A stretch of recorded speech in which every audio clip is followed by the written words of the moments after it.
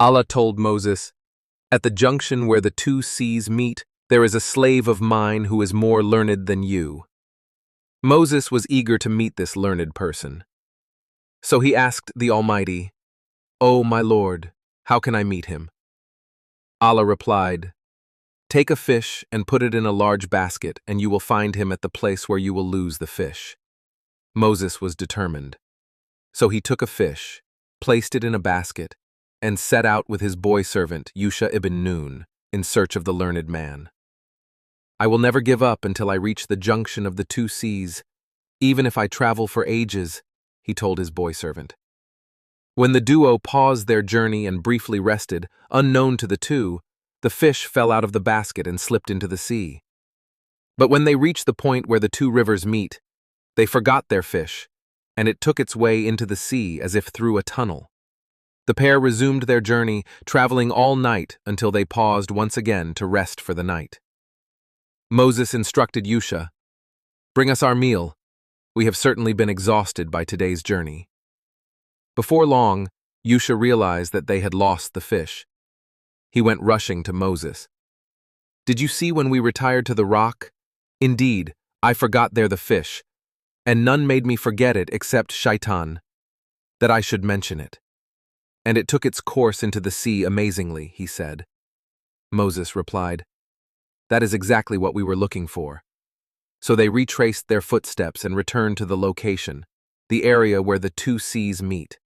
There, they saw a man lying covered with a garment.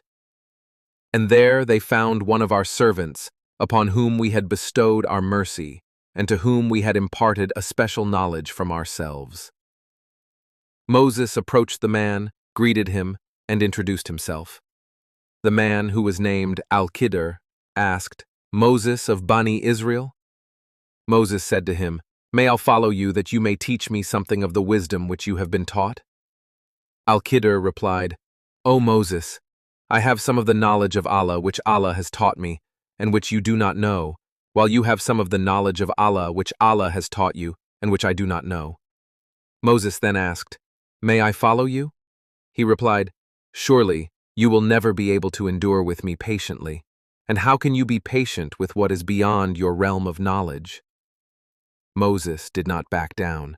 He assured the man, "You will find me patient, Allah willing, and I will not disobey any of your orders."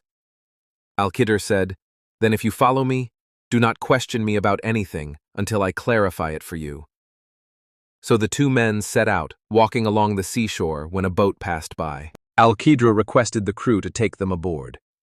The crew, who recognized Al-Khidr, took them aboard at no charge.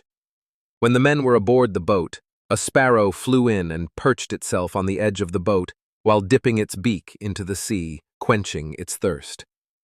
Al-Khidr said to Moses, "O Moses, my knowledge and your knowledge have not decreased Allah's knowledge, except as much as this sparrow has decreased the water of the sea with its beak." Then, out of the blue, Al-Khidr took an axe and began striking the boat's deck, creating a hole. Moses exclaimed, "Have you made a hole in it so as to drown the people in the boat? You have certainly done an awful thing." He replied, "Did I not tell you that you will not be able to patiently bear with me?" Moses pleaded, "Excuse me for forgetting, and do not be hard on me for my fault." When they had left the sea, they passed by a boy playing with other boys. Al-Khidr took hold of the boy's head and plucked it with his hand. Moses protested once again, "Have you killed an innocent soul who killed no one? You have certainly done a horrible thing." He answered, "Did I not tell you that you will not be able to patiently bear with me?" Moses replied, "If I ever question you about anything after this, then do not keep me in your company, for by then I would have given you enough of an excuse." They then traveled until they reached a town. They asked them for food, but the people refused to accord them hospitality. In the town, they found a wall that was ready to collapse, so Al-Khidr repaired it with the touch of his hand. Moses commented, "If you wanted, you could have demanded a fee for this." Al-Khidr responded, "This brings me and you to a parting of ways. Now I shall explain to you the true meaning of things about which you could not remain patient. As for the ship, it belonged to some poor people, working at sea. So I intended to damage it, for there was a tyrant king ahead of them who seizes every good ship by force. And as for the boy, his parents were believers, and we feared that he would overburden them by transgression and disbelief. So we desired that their Lord should grant them another in his place, a son more upright and more tender-hearted. And as for the wall, it belonged to 2 orphan boys in the city, and under the wall was a treasure that belonged to them, and their father had been a righteous man. So your Lord willed that these children should come of age and retrieve their treasure, as a mercy from your Lord. I did not do it all on my own. This is the explanation of what you could not bear patiently.